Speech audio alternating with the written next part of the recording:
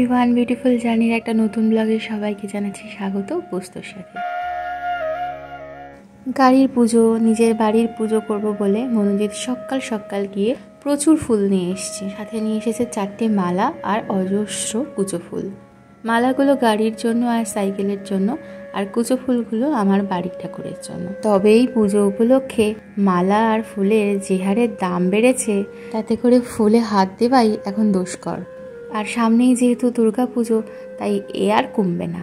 4টে মালার দাম নিয়েছে 100 টাকা, তবে 10 টাকার প্রচুর কুচো ফুল দিয়েছে, পুরো এক প্লাস্টিক ভর্তি।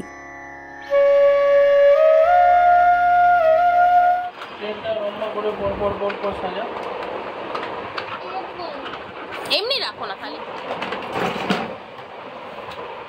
বাবার সাহায্য নিয়ে রিও নিজের গাড়িগুলোকে সব পরপর সাজিয়ে দিয়েছে। তারপরে আমি সবার প্রথমে ওর গাড়িগুলোকে পুজো করে দিয়েছি, আর ও সেটাই মন দিয়ে বসে দেখছে। এরপরে আমি বাড়ির ঠাকুরকে পুজো দিয়ে তারপর যাব গাড়ি পুজো করতে। তবে এখানে যা যা গাড়ি দেখতে পাচ্ছ সব কিন্তু ম্যানচেস্টারেই পাওয়া গাড়ি, আর ওগুলোকে ও বস্তাবন্দি করে নিয়ে এসছে এখানে।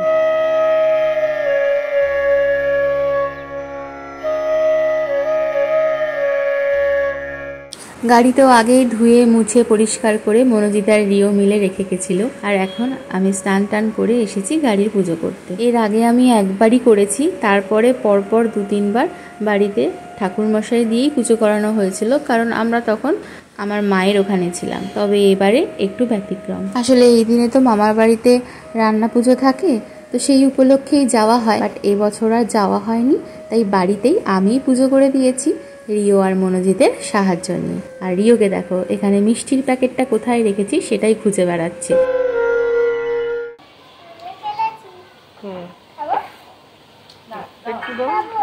মিষ্টির কথা বলতে একটা জিনিস মনে পড়লো। রিও প্রতিদিন দুপুরবেলায় ভাত খাওয়ার পরে বা রাত্রিবেলায় কখনো কখনো খাওয়া দাওয়ার পরে আমায় একটা খুব ভালো জ্ঞান দেয়। বলে কি না, তুমি জানো না খাওয়া দাওয়ার পরে একটু করে মিষ্টি খেতে হয়? আমার দাদু ছিল এরকম, মামা দাদু। খাওয়া দাওয়ার পরে রাত্রিবেলায় একটা রসগোল্লা অবশ্যই চাই। যাই হোক, রিওকে দেখে মাঝে মাঝে দাদুর কথা খুব মনে পড়ে।